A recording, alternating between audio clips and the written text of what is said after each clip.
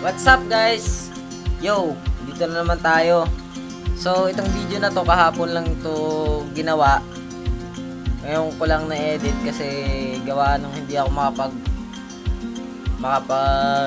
gawa ng video maayos kahapon. So, ginawa ko, kumuha na lang ako, tapos in-edit ko na lang.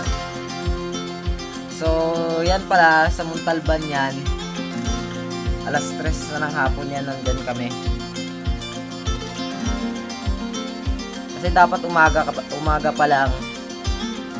Dapat kasi nung kahapon umaga pa lang nandiyan na kami. Kaso hindi kami makaalis-alis gawa ng may trabaho pa. Yung ginawa namin, tinapos muna namin para wala nang iniisip. So natapos namin ng 1:00. Umalis kami ng 2:00. Ayan, 3:00 kami dumating dyan sa Montalban. Baba na pala yun ng Wawa. Malapit na kami sa Wawa Dam. Yan, kasama namin si JL. Siya yung nag-guide sa amin papunta doon.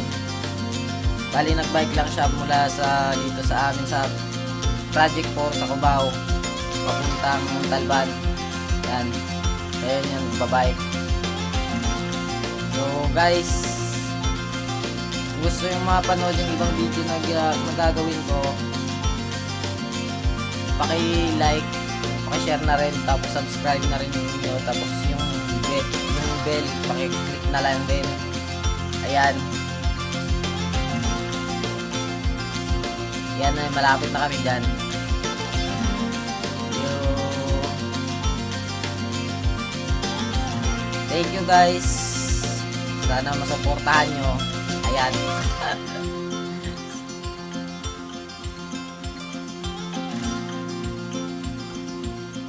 Ang ganda dyan guys, promise, maganda. Hindi nga lang kami umabot dun sa mismong Wawa Dam na sinasabi nila.